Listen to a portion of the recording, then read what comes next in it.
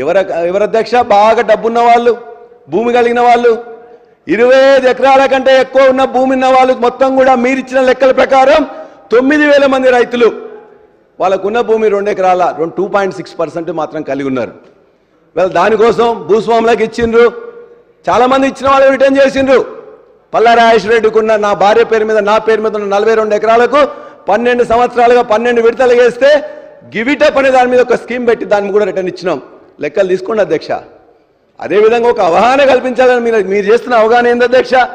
ప్రతి సంవత్సరం ఎలక్షన్ మన యొక్క దీని ముందు పంట ఎట్లా వేయాలి, పచ్చి రొట్టె ఎట్లా వేయాలి, ఎరువులు రసాయన ఎరువులు ఎట్లా తగ్గించాలని చెప్పి తప్ప మీరు మాత్రం ఇప్పుడు పోయి అడుగుతున్నారు 5 ఎకరాలకు ఇవ్వాలన్నా, 10 ఎకరాలకు ఇవ్వాలన్నా, గిరిజనులకు ఇవ్వాలన్నా వద్దా, ఎస్సీ రైతులకు ఇవ్వాలన్నా వద్దా, ఈ విధంగా వాళ్ళందరినీ కూడా మాట్లాడుతున్నారు తప్ప మేము ఇవాళ ఖచ్చితంగా చెప్తున్నాం.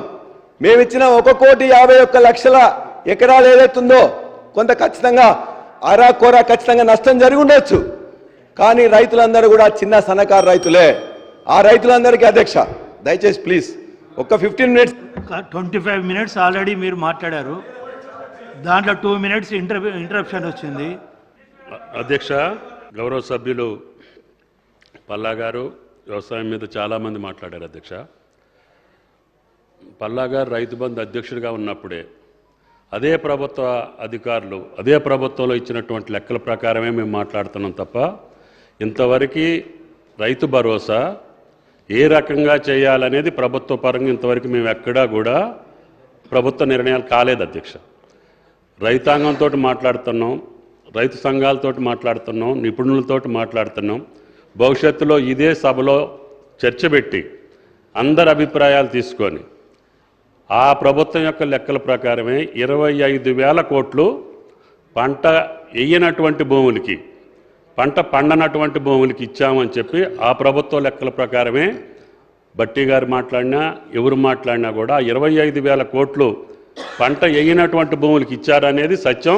అది కూడా సభ్యులకి గౌరవ సభ్యులకు పంపిస్తా అధ్యక్ష. అదేవిధంగా పాలసీలకు సంబంధించి మాట్లాడుతున్నారు. గత 5 సంవత్సరాల్లో కేంద్ర ప్రభుత్వం ఇచ్చేటటువంటి ఏ పథకాన్ని కూడా ఈ ప్రభుత్వం వాడుకోలేదు అధ్యక్ష. ఆఖరికి పచ్చి రొట్ట వేసేటటువంటి విత్తనాలు తెచ్చుకోవటానికి కూడా అప్పు పెట్టి వెళ్ళిపోయారు. డ్రిప్ ఇరిగేషన్కి అప్పు పెట్టి అయిపోయారు.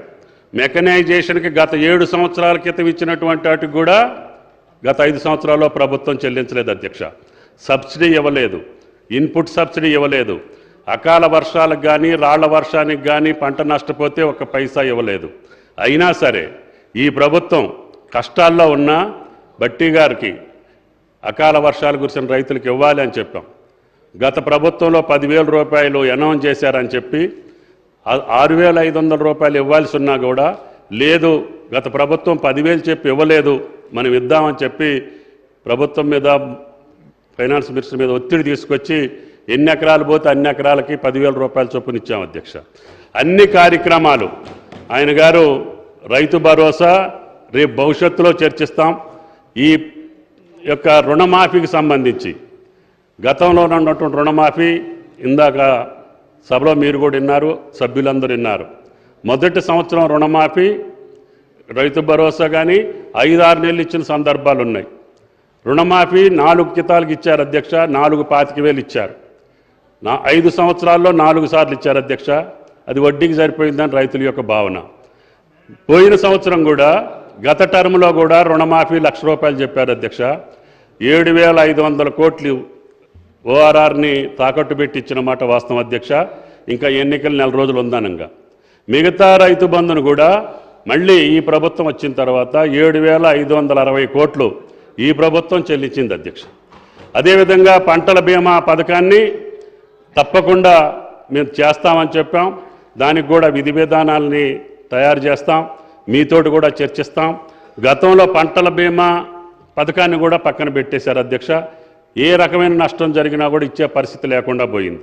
తప్పకుండా ఈ ప్రభుత్వం అందరి రైతులకి అన్ని పంటలకి ప్రభుత్వమే ప్రీమియం చెల్లించి రైతుల యొక్క పంట నష్టపోతే పంటల బీమా పథకం ద్వారా పంట నష్టపరిహారం ఇచ్చే బాధ్యత ఈ ప్రభుత్వాన్ని అని చెప్పి కూడా మీకు ఈ సందర్భంగా మనవి చేస్తున్నాం. ఆ పథకం ఏ రకంగా చేయాలో చెప్పండి. రైతు భరోసా కూడా కౌలు రైతులను ఆదుకుంటామన్నమాట వాస్తవం. అంటే పంట వేసినటువంటి మనిషికే ఈ యొక్క పంట భరోసా వెళ్ళాలనేది ఈ ప్రభుత్వం యొక్క ఆలోచన. దాని మీద మీరు ఆలోచనలు చెప్పండి. రైతుకి ఆసాయం ఉంటాడు, కౌలు రైతు ఉంటాడు. దాన్ని ఏ రకంగా ఐడెంటిఫై చేయాలి, ఏ రకంగా పంట వేసినటువంటి రైతుకి ఇవ్వాలి అనే సలహా మీరు ఇవ్వండి. తప్పకుండా పాటిస్తామని చెప్పి కూడా ఈ సందర్భంగా మనం చేస్తున్నాం. అన్ని కార్యక్రమాలు ఆగిపోయిన వాటిని అన్నింటినీ కూడా ఈ యొక్క ప్రభుత్వం మళ్ళీ రివైవ్ చేయటమే కాకుండా మీరు ఆపినటువంటి పథకాలను పునరుద్ధరించి తప్పకుండా రైతు లోకానికి గతంలో ఏ ప్రభుత్వం చేయనటువంటి విధంగా ఈ ప్రభుత్వం చేసే బాధ్యత తీసుకున్నాం. అన్నిటిని కూడా పూర్తి చేస్తామని చెప్పి గౌరవ సభ్యులకి మనం చేస్తున్నాం. తొందరగా ముగించండి. పెట్టలే కదా ఒక 10 ముగిస్తారు. ప్లీజ్ సార్ నేను రైతు బంధు మేము ఇచ్చిన దాంట్లో ఎస్సీ సంబంధించిన దళితుల రైతులకు 15 లక్షల ఎకరాలకు ఇచ్చినాం అధ్యక్ష. 18 లక్షల ఎస్టీ రైతులకు కూడా ఇచ్చినాం. సన్న చిన్నకారు సంబంధించిన 1,38,000 లక్షలకు ఇచ్చినాం. బరాబర్కి ఇచ్చినాం అధ్యక్ష. సీతక్క గారు ఇంతకుముందు లేరు కాబట్టి ఇప్పుడు చెప్తున్నాం. కష్టపడి పోడుగొట్టుకున్న తర్వాత రెండో పంట కాదు, మొదటి పంటే కాదు కాబట్టి రెండో పంట కూడా ఇస్తాం అని చెప్పి కూడా 12 పంటలు ఇచ్చినాం. కాబట్టి మేము అధ్యక్ష భట్టి గారు మేము అడిగేది రెండో పంట కూడా ఇచ్చినామని చెప్తున్నాం అధ్యక్ష. పల్లా గారు గౌరవ పల్లా గారికి మనం యొక్క ఆ రోజున రైతు బంధు విధి విధానాలకే మనం చేసిన పద్ధతి తప్పు. ఎందుకనంటే ఇది పంట భరోసా, పంట వేసినటువంటి రైతుకే ఈ యొక్క భరోసా ఇవ్వాలి. వేయనటువంటి వాటికి ఇచ్చారు అనేది ఒక అపవాదు, అరిష్టము. 25,000 కోట్లు ప్రజాధనం పంట వేయనటువంటి భూములకి వెళ్ళింది అనేది వాస్తవం. ఏ ఎకరాలకు ఇచ్చారు, ఎవరికి ఇచ్చారు అనేది కూడా ఆ యొక్క సమాచారం మీకు పంపిస్తా అని చెప్పి గౌరవ సభ్యులకి మనం చేస్తున్నాం.